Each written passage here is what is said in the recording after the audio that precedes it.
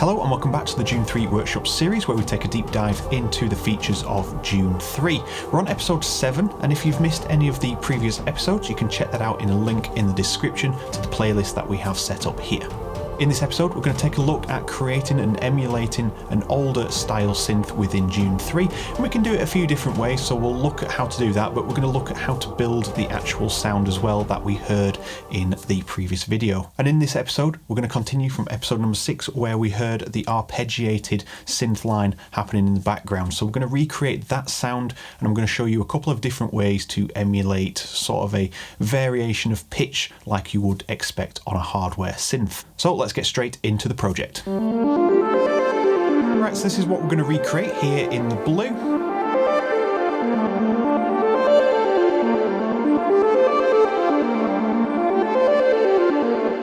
Okay, so what I'm going to do is just duplicate the track, and you can follow along at home. This preset will be available to download as well, just like all the other ones, and you can follow along on this video to learn the best way. So I'm just going to resize this into the huge format because we're using a large screen here. And what I'm going to do is reset this and initialize the patch. So now we've got this sound, if we just turn this one off. And it's not too exotic at the moment. So we're going to start with oscillator number 1, and we're going to change this to 5 voices. We're going to leave it on linear and 100. We're going to turn the spread all the way to 100%, and then we're going to change it to a wavetable version of the saw wave, which is going to be the vintage saw. We use the vintage saw all the time in these tutorials because you can follow along straight away at home. You don't have to download any additional wavetables. And then I'm going to pick a nice position somewhere, not at the beginning, somewhere where it's a little bit sharper. You can see the more we turn the position, the sharper this waveform gets, and the softer and more rounded it gets at 0.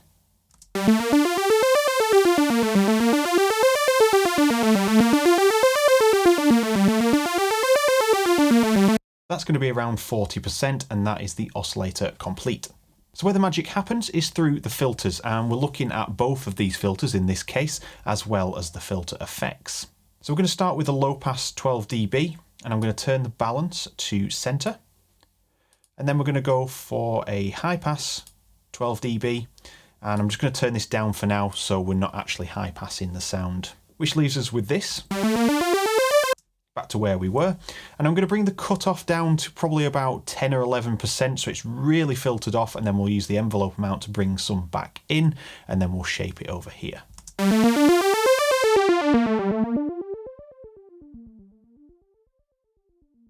So around that 12% mark is where we can just about hear it in the headphones, and if we bring the envelope amount up, we can hear it starting to filter through a little bit. And what we need to do now is change the filter envelopes here. So I'm going to bring the attack up to around the 50% mark,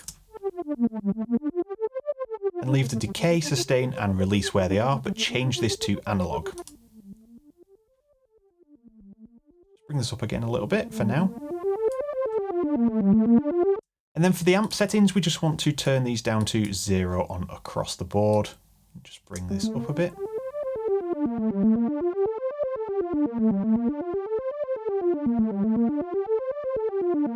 Just bringing up the release to get rid of some of the click.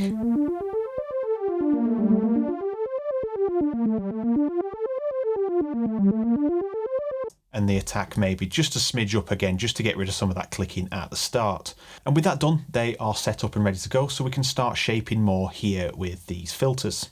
Now we're not getting the desired effect at the moment because we haven't got the filter effects on, so we're leaving the routing as it is for now down here, which is filter 1 through effects through filter 2. And we're going to use the phaser, and we're just going to leave the amount down at 0. So applying this is actually adding a layer on top of the sound design anyway, so you're going to hear that when I just turn this on and off here.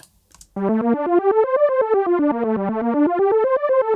can see it's at 0%.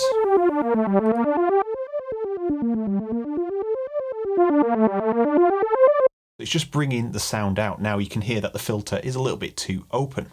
So we can now dial that back in.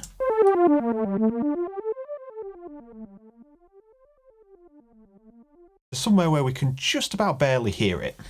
Now to compensate this, I'm going to add some key tracking in there so we're actually getting a bit of movement on the filter. It's kind of bringing the level back up like we've brought the cutoff back up on this first filter.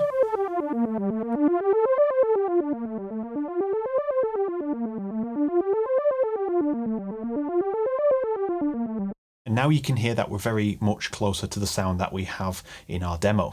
And just before we finish up on the filters, we have the high pass here. Now the reason is to clean the lower end up so we don't have to do as much EQing. We can still do EQing in the project, but it just helps to clean the sound up before it starts going through any other third-party processing. And what I'm going to do is bring up the cutoff so it starts thinning out. I'm going to dial it back so we still get a bit of the body coming through, but we know we've chopped out some of the lows. I'm going to bring up the resonance.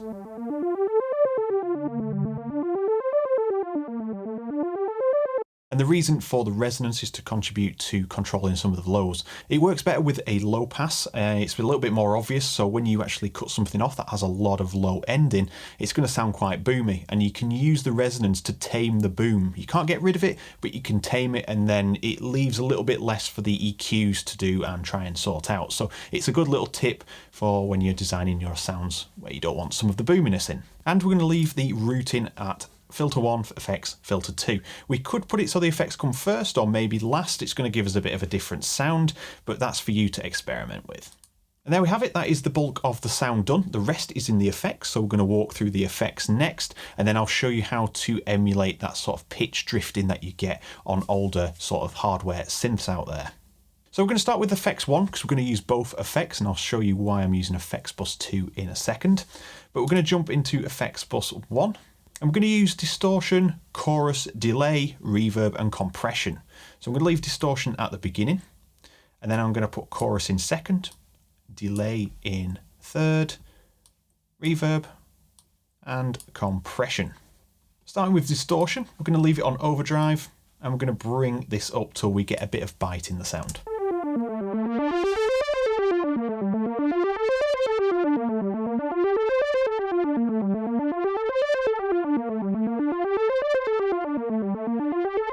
Okay, I'm just going to leave that there for now. If you want to tune it any other way, you can do. If you think it needs a little bit more of an open tone or a bit of a darker tone, then go ahead and change that.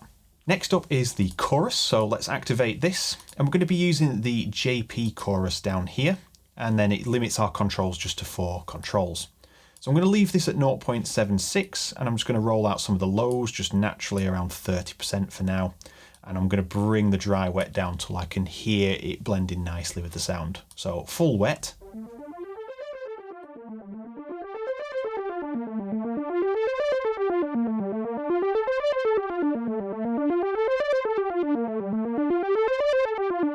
That's without the chorus on now.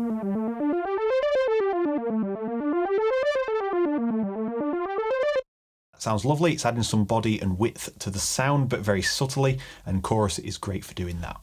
Next up is delay. I'm going to activate this. I'm going to use the dual ping pong for this one, so we're adding to the width again on top of the chorus and the spread that we already have in the oscillator.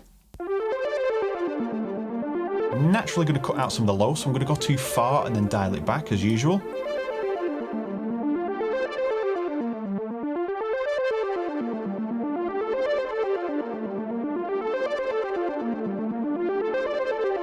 Around there sounds about right. It's enough lows but not too much. I'm going to leave the width at full, everything else as it is.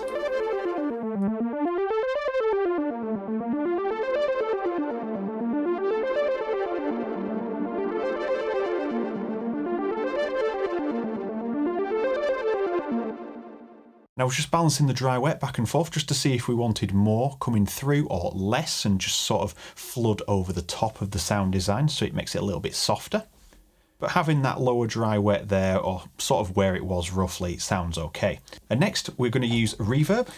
I'm going to choose the Stadium preset. I'm going to add a little bit of pre-delay, not too much, just in milliseconds. And let's just increase that maybe 4.7. Dialing the lows back in.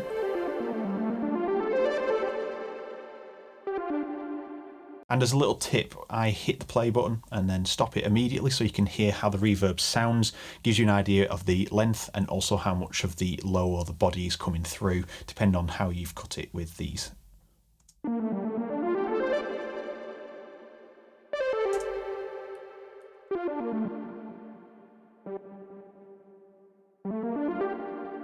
think that's going to sound about right there. I'm just going to increase the colour a little bit.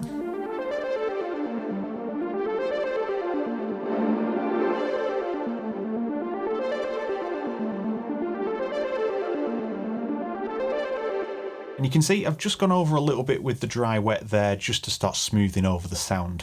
As you know, once this starts going over the sound, it starts masking over the original sound design, and sometimes you can do that intentionally to get a nice, softer, larger soundscape. And finally, we have the compressor for Effects Bus 1. And what we're actually going to do is change this to air. So we're adding a little bit of the sparkle back in, and it's sort of bringing out the reverb and the delay in the sound design. We're going to leave it on a 3:2:1 ratio for now. I'm going to bring the attack down so it's hitting quickly, and the release down, which is already there.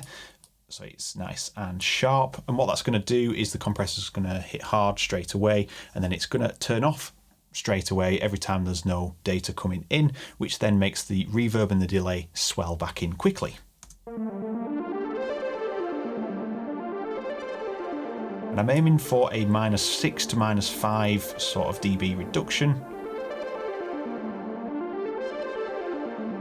And then you can choose whether you want some parallel compression in there. Around 70% seems to sound quite nice. And the key to this is the compression's not too aggressive. It's really just helping you shape the sound and form it into what you want it to be. And if you want to, you can be safe and put an EQ on there as well, and we can have a 12 dB low cut there as well if you wanted to. Just leave it at 20 Hz and that'll just roll out the lows. And finally, we get onto Effects Bus 2, which is the best part of the sound, which is going to bring in the Shimmer reverb. So we're going to bring the reverb on Effects Bus 2 to the beginning. Turn it on, and we're going to use the Shimmer Hall. We're going to have a reverb time of 4 seconds, which we're just going to keep it as standard. Then we're going to leave everything as it is, apart from the Shimmer and Regen. So I'm going to bring the Shimmer down. And we need to turn on Effects 2. That is on, that's fine. And then I'm going to bring up the Regen. Just want a little bit of that sparkle.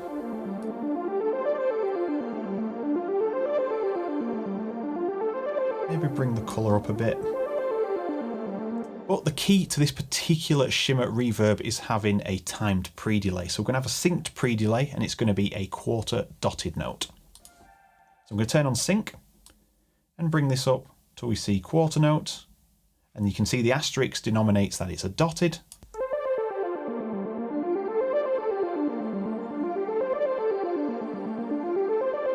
And what that's doing is delaying the Shimmer reverb by a quarter dotted note, and it just helps the shimmer come through, but at a sort of delayed pace.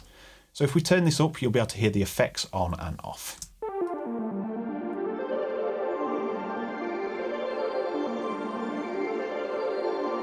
Then sync off. Now you can hear there's a millisecond pre-delay on there, as we can see, but you can hear it's following the sound all the time as it's going up and down, whereas this one now is going to kind of hit after the notes are coming in. It's going to give it a staggered effect.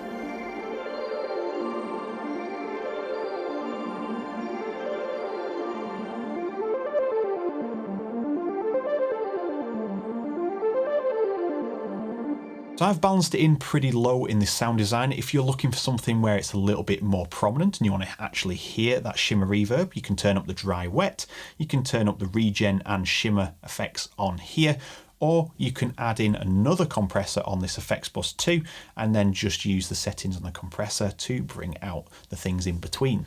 So that is the sound design complete. We're going to look at now adding the pitch variation, so emulating some analog style sound. We're not trying to recreate analog, just give it that vibe and feel to it with the slow pitch variations, because it's very clean at the moment, and DUNE 3 is very good at being clean as well as being nice and warm. And jumping into the LFOs, we can choose LFO 1 and we're going to choose Sample and Glide. Reason for this is it's going to pick some random locations, but it's going to glide from one point to another. So I'm not going to change anything but the rate. I'm going to bring the rate down to around the sort of 10 to 11 o'clock position there. Just do it by ear till you hear what you want. Jump into the mod matrix and we're going to choose LFO1. And instead of dragging and dropping, we're going to choose common and pitch fine, meaning it's going to be global across the entire synth. Okay, so we can hear that's a little bit too much there. I'm going to bring it down to maybe around the 20-ish% mark.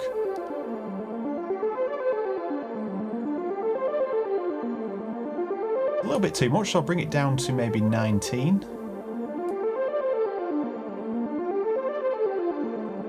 And if you find it's a little bit too intense, we can bring up the rate.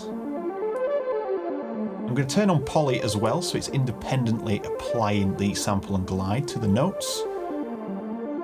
But you can bring the amount down to stop it being so harsh, so you can keep it at that level, but we can bring down the amount, which is like a mix knob.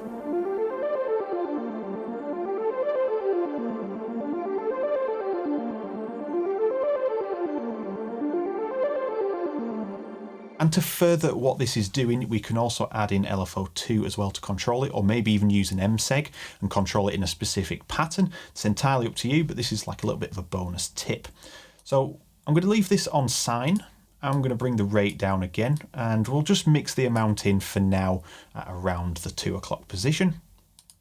I'm going to choose LFO2, and then I'm going to go into the mod matrix tab and choose mod matrix amount 1. And that's going to then control how much of this is applied. So now it's at 0, it's not actually going to apply anything from LFO1 because LFO2 is saying don't do anything at the moment because we've set it to 0.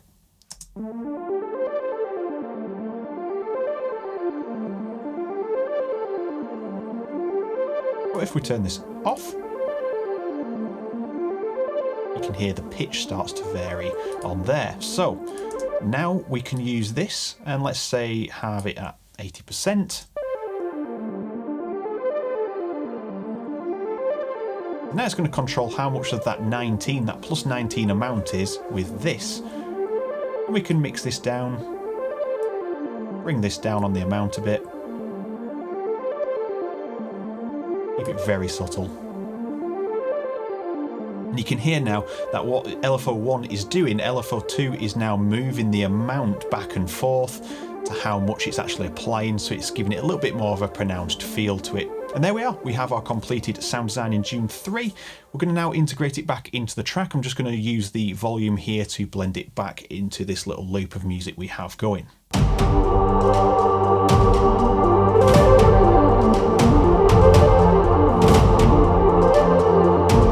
I'm just going to bring it out a little bit more with the envelope.